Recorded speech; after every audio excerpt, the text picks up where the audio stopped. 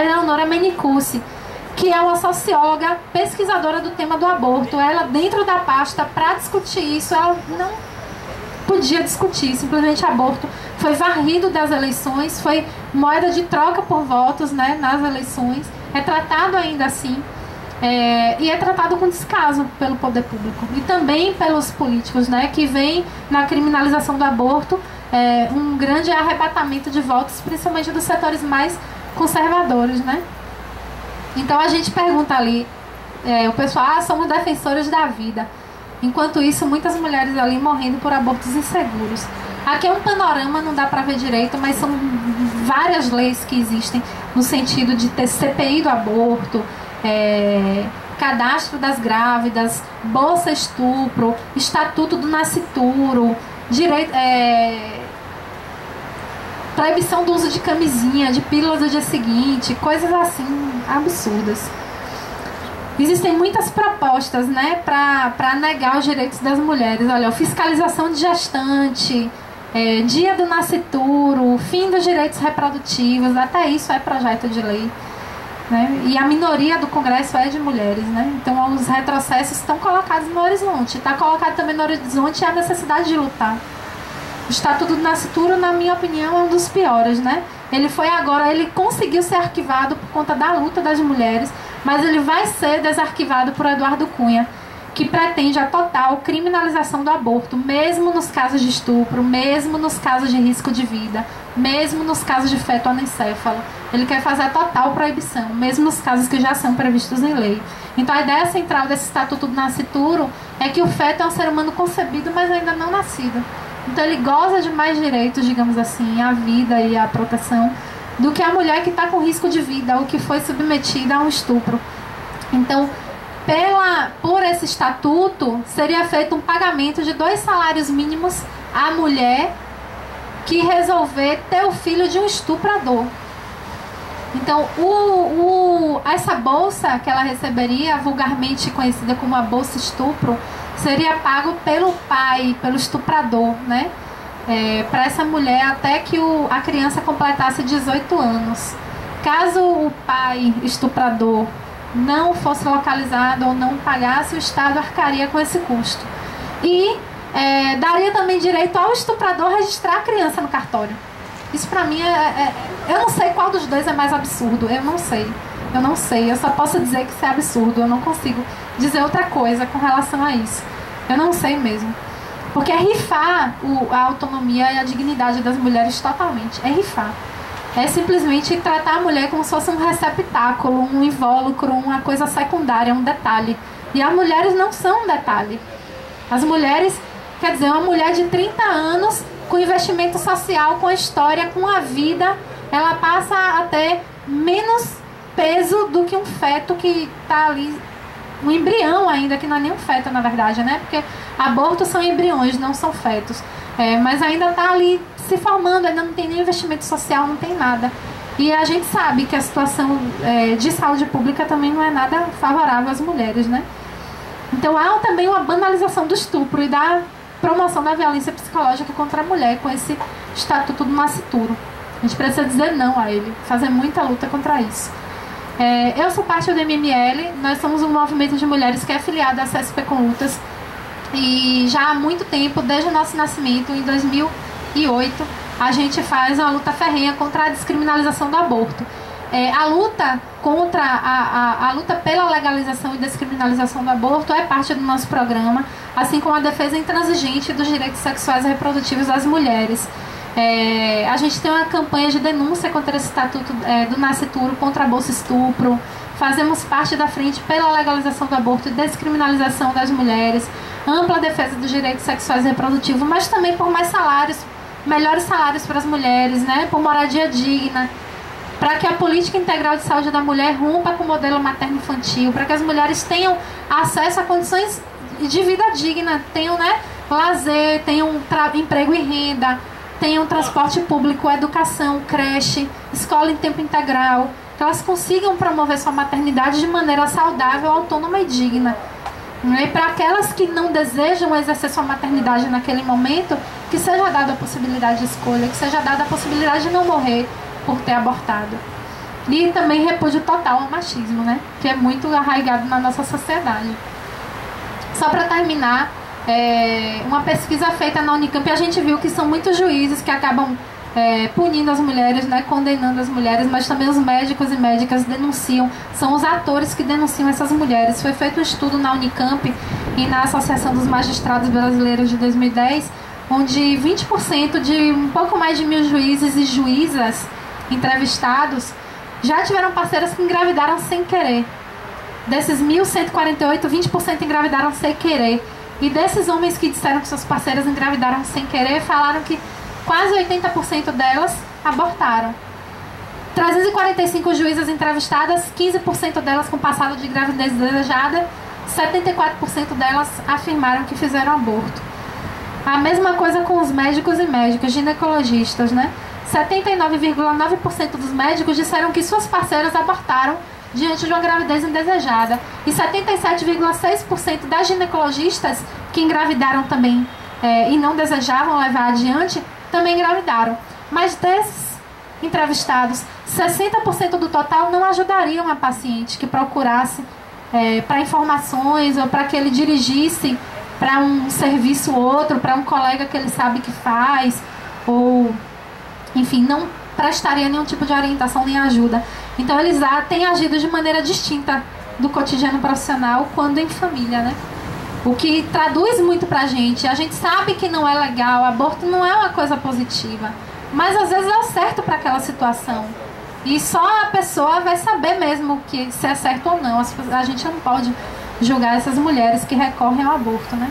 O aborto masculino, inclusive, é totalmente legalizado, né? Como eu falei no início. As mulheres é dado aquele peso, você vai abandonar, vai matar. Mas o homem que abandona a sua parceira grávida, o que a gente faz nesse sentido? Nada. Tá aí, ó, 5,5 milhões de crianças sem o pai no registro. Então, o pai, não quero saber de filho, te vira. Mas o aborto da mulher, assassina, prende essa mulher, criminosa, pecadora. Não é mãe, não nasceu para ser mãe. Então, o problema da gravidez não desejada deve ser enfrentado a partir de políticas públicas que reconheçam os direitos humanos reprodutivos das mulheres, que incluam os homens nessa política, que criem nos municípios brasileiros, com ações de saúde, a cultura de ações de educação sexual e de atenção à anticoncepção. Aí, novamente, aquele ginecologista, né, o Jefferson Drezé. Por isso eu digo, o aborto pode ser discutido sob outras óticas, que não a da saúde pública? Deve. Não existe consenso sobre esse tema e nunca existirá porque há um feto. Mas não há como negar que temos aí um problema grave de saúde pública e que a lei proibitiva não tem impedido que as mulheres abortem, mas tem se mostrado muito eficaz para matar essas mulheres, infelizmente. Enquanto isso, a gente vai pensando aí. Ai, gente. Desculpa. Isso aqui é um vídeo, eu não consigo passar ele porque ele tá com som. Oi? Joga saliva, não? Tem como? Ele é um vídeo muito rápido, de 30 segundos, mas ele era importante.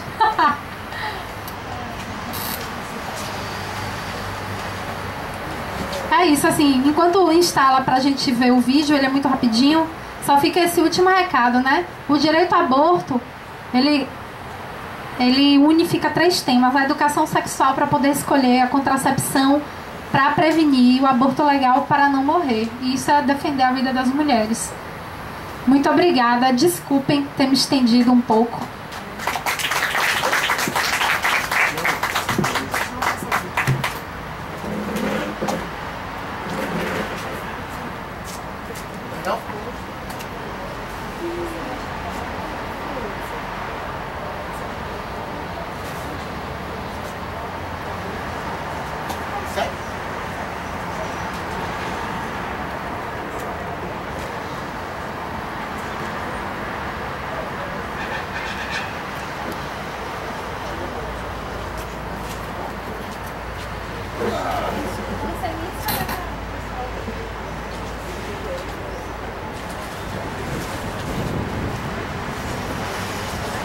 Você é contra ou a favor do aborto? Contra. Contra. Contra. Contra. Contra. Totalmente contra. Você conhece alguém que já fez aborto? Diversas. Conheço. Várias pessoas. Essa pessoa deveria ser presa?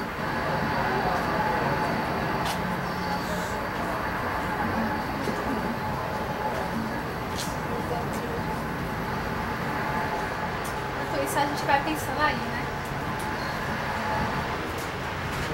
Era isso, gente. O vídeo era esse.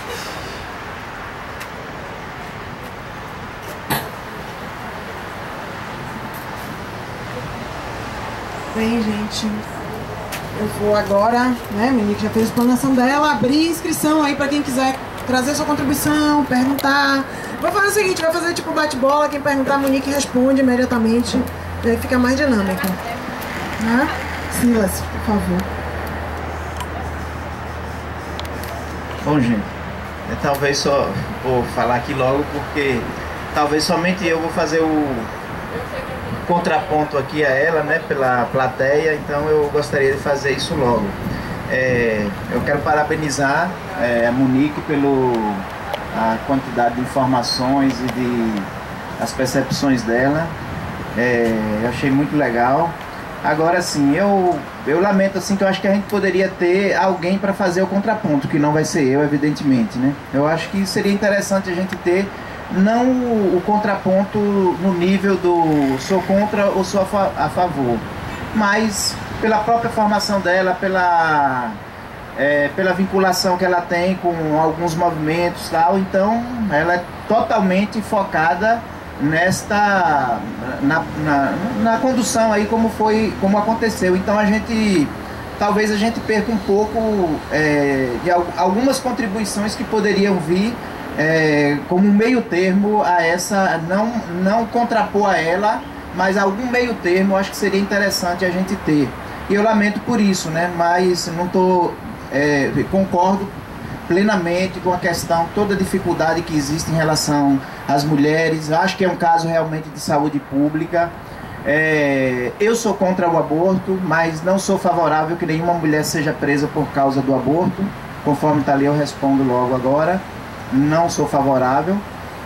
Mas eu acho que, por exemplo, eu acho que existe muito maniqueísmo nessa coisa do contra ou do a favor. Porque, por exemplo, a postura da religião em relação ao aborto é muito no nível, por exemplo, todos os exemplos que surgem, por exemplo, é da bancada de extremamente conservadora, bancada evangélica extremamente conservadora que existe no Congresso Nacional, ou alguns pregadores que aparecem na televisão com discursos raivosos em relação à questão da homossexualidade, do aborto e outros temas polêmicos que existem por aí. Mas a gente não vê ninguém pegar o meio termo e trazer para a discussão, porque o meio termo não tem a mídia como eles têm. Não tem e não querem ter esse poder de angariar votos para fazer esse tipo de defesa lá. Por exemplo, eu acho, e eu até sugiro a Monique, que ela pesquise um pouco o tema da espiritualidade, não da religião ligada ao tema do aborto, porque eu acho isso fundamental. Existe uma questão muito séria em relação à espiritualidade ligada ao tema do aborto, que eu acho que e tem a ver com a questão da vida mesmo, que eu acho que deveria e contribuiria bastante. Eu acho que tenha que ter algum contraponto a isso daí, e eu acho que enriqueceria o debate se a gente tivesse. Não estou me contrapondo a ela porque acho que é um caso de saúde pública, acho que é um problema social gravíssimo que a gente tem que enfrentar, mas eu acho que a gente não pode fazer esse discurso maniqueísta, né, que os religiosos estão do lado e os pessoal mais liberal tal, estão do outro lado. Sou favorável ao Estado laico, mas o Estado laico ele não pode abrir mão da espiritualidade, não da religião, mas da espiritualidade. Ninguém pode abrir mão, porque eu entendo que nós somos seres espirituais. Então é isso daí. Eu só queria trazer, não me contrapondo a ela, mas trazer, eu acho que é uma contribuição. Acho que a gente não deve discutir um tema que impacta tanto a gente psicologicamente, emocionalmente, socialmente, sem a gente levar em conta que existe uma espiritualidade na gente e que isso pode ser afetado fortemente. Obrigada, Silas. Moni? Eu vou ficar sentada, viu? Porque eu tô um pouquinho cansada de ficar em pé.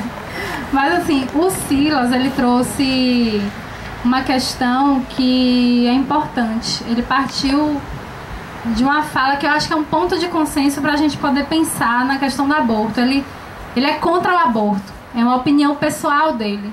E tem todo o direito de ser. Tá? Ninguém é obrigado a gostar ou querer fazer. Ninguém é obrigado a concordar. Mas ele não concorda que as mulheres sejam presas ou que as mulheres sejam mortas por isso. Isso é muito importante. Porque é justamente desse ponto que eu estou partindo para a gente poder fazer a discussão. Eu não estou aqui querendo trazer, eu acho que não é a intenção quando a gente discute aborto sob o aspecto da saúde pública, passar por cima da crença das pessoas. Na verdade não é isso. A discussão sobre aborto como saúde pública é justamente para que as pessoas que têm a sua espiritualidade, as suas convicções religiosas, elas possam decidir livremente. As pessoas que também não têm nenhuma religião, que elas possam decidir livremente, que isso não fique imposto pelo Estado. Porque a questão hoje o Estado, ele impõe que nenhuma mulher vai ter acesso, nenhuma. Então o livre-arbítrio da mulher está totalmente perdido, porque ela vai fazer, na verdade, ela vai provocar o aborto em si mesma, ou vai procurar uma clínica, mas ela vai acabando, a maioria das mulheres, pela condição social vulnerável, ela vai acabar tendo um aborto inseguro e ter risco de morrer. Então quando você fala, eu sou contra o aborto, mas não concordo que ela seja presa, as pessoas que hoje defendem a legalização, elas partem desse princípio. Elas não negam que as pessoas têm religião, pelo contrário, elas falam o seguinte: se o aborto está legalizado e descriminalizado, significa que a mulher vai poder escolher. Se ela for espírita e isso for contra a religião dela, ela tem o direito de não fazer o aborto, entende? Se ela for evangélica, se ela for católica, ela tem o direito de não recorrer ao aborto se ela não quiser. Só que hoje o Estado impõe a não realização a todas as pessoas. Todas as pessoas. Isso não é correto. Do ponto de vista da saúde pública, isso está fazendo com que as mulheres morram. Porque as mulheres têm vidas e trajetórias reprodutivas diferentes. Isso significa dizer que elas não têm as mesmas escolhas, elas não têm relações amorosas, afetivas do mesmo jeito, elas não têm acesso aos métodos contraceptivos do mesmo jeito, elas não têm acesso à informação do mesmo jeito. E as mulheres negras, pobres e jovens, moradoras das áreas mais carentes, são as que têm menos condições de exercer sua autonomia e sexualidade de maneira adequada.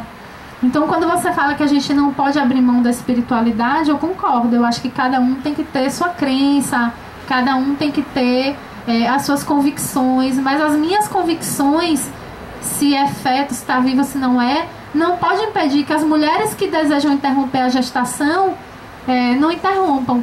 Então, se elas quiserem interromper hoje, elas vão interromper. A questão a lei está fazendo com que elas morram ao tentar interromper de maneira insegura. Então, as mulheres espíritas, evangélicas, católicas, do candomblé, mesmo que o aborto seja permitido e passe a ter uma política de educação sexual, essas mulheres, de acordo com a sua consciência, vão escolher se vão interromper ou se vão levar a gravidez adiante. Então, quando você fala que a gente só pega os discursos mais raivosos e tal, é porque são esses os setores que hoje também trazem discursos raivosos, combatendo as mulheres, limitando seus direitos, instituindo regras aos seus corpos. Por exemplo, estão querendo proibir o uso de camisinha, que é um negócio que previne contra a infecção do HIV, previne contra doenças sexualmente transmissíveis, previne passar uma doença para uma grávida que está esperando um bebê, sabe? Previne uma gravidez indesejada que pode no futuro virar um aborto inseguro. Estão querendo impedir o uso de pílula do dia seguinte, porque tem muitos religiosos, esses fundamentalistas, né, os mais fundamentalistas, que dizem que a pílula do dia seguinte é um método abortivo, e não é um método abortivo. cientificamente é comprovado que não é um método abortivo, é um método contraceptivo, ou seja, impede a gravidez. Ele não vai matar nada, ele não vai exterminar uma gravidez que já está colocada, muito pelo contrário. Então, assim, a gente faz esse discurso, esse contraponto, porque hoje a maioria fala justamente que é contra, e traz a questão da vida. Muito. E assim, a questão da vida é diferente de uma pessoa do candomblé para uma pessoa do espiritismo, para uma pessoa católica ou para um ateu. É muito diferente. Eles se relacionam com esse tema de maneiras distintas. E nunca vai haver um consenso. Nunca vai haver numa mesa, mesmo que seja numa mesa de bar, numa roda de amigos, ou numa discussão no Congresso Nacional, nunca vai haver um consenso sobre isso. Então o que há é, partindo do ponto de vista do problema de saúde, do aborto enquanto problema de saúde, é permitir com que as mulheres tenham livre escolha. Aquelas que não são favoráveis, elas não vão abortar. Aquelas que são, elas vão abortar para não precisar morrer fazendo um aborto mal feito. Eu espero que eu tenha respondido. Frederico está inscrito, logo depois Lúcia.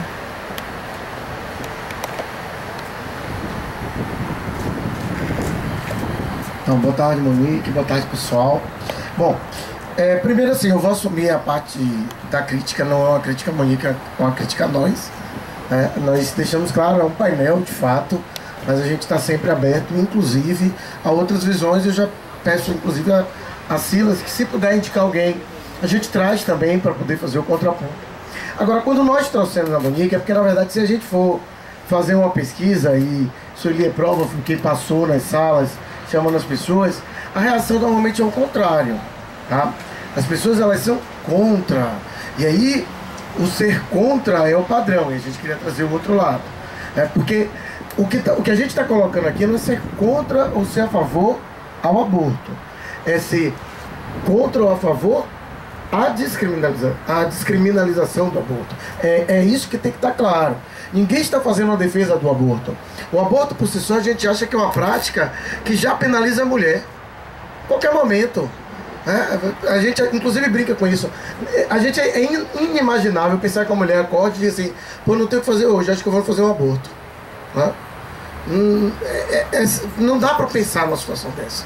Então é muito nesse sentido que a gente responde, de dizer o seguinte: hoje, se a gente for fazer uma pesquisa lá fora, aqui dentro, etc., a resposta vai ser o seguinte: não, eu sou contra o aborto. Pronto, acabou.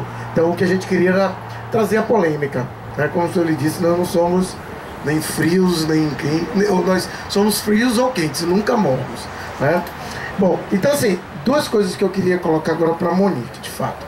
Primeiro, Monique, você usou um termo chamado aborto masculino, e eu já li algumas situações que esse termo é um termo ruim, né? Porque nesse caso, no caso do homem, ele não se trata de um aborto. Quando você tem uma vida, a vida já está colocada. Então, o cara nasceu, o nome não está lá na carteira de identidade, mas a criança nasceu. Então não é uma situação de abortamento, é uma situação de abandono de uma criança. E que, na verdade, esse termo, ele seria um termo que, na verdade, reforçaria o machismo. Eu queria que você fizesse um comentário nesse sentido, porque, de fato, me pareceu bem sensato. É diferente, eu não estou falando ainda de um embrião. Eu estou falando agora, sim, de uma vida que o pai largou de mão, deixou para lá, para que a mulher tomasse conta, sem o devido acompanhamento material, sem o devido acompanhamento afetivo, etc., né? Então é uma situação diferente, e muitas vezes o termo, que parece ser um termo progressista, talvez seja um termo de fato machista. E a outra questão é o seguinte: uma situação fictícia e ideal. Não, é um pai preocupado com a maternidade, é uma situação, mas é uma situação oposta. É o cara que diz: não é o momento de eu parar a minha vida, ou de ter esse custo, etc. E ele deseja que a mulher aborte. Como é que isso é? E a mulher não quer, ou alguma coisa do gênero. Como é que é a sua visão em relação a isso? É um caso realmente fictício? Pode ser que de fato aconteça? Em que situações? Como é que é o tratamento desse caso? Porque eu entendo que a responsabilidade de fato é dos dois, pelo menos em tese. A gente sabe que na prática a gente ainda tem que caminhar muito para isso. Mas sendo a responsabilidade dos dois, imaginando que seja de fato a responsabilidade dos dois, o homem poderia dizer: não, eu quero que você aborte. isso seria machista ou não? Pois é, exatamente. Qual o grau de implicação do homem na decisão, que é uma decisão que me parece que, embora pareça ser só da mulher, não é só da mulher. Fred, eu poderia só, para ela colocar a situação... Não, mas é ligada... Não, só para... Como ele... Eu achei bem legal isso que ele colocou, mas... Vem aqui, Silas, vem aqui. Não, tá gravando. Então, eu achei bem interessante isso, não tinha me passado, o que Fred colocou aí. Então, se o homem é uma pessoa bem responsável e assume que se é um filho dele, ele vai ser pai, mas ele não quer ser pai naquele momento. Da mesma forma como a mulher não queria ser mãe. Então, como você veria isso? E da mesma forma, o pai, ela ficou grávida, o pai quer ser o pai, não, esse é o momento, eu estou querendo ser pai, mas ela não quer ser mãe, e aí ela tem o direito de fazer o aborto. Mesmo ele querendo ser pai, não, eu assumo, eu vou, não se preocupe com... Então eu acho bem legal as duas situações. Ok.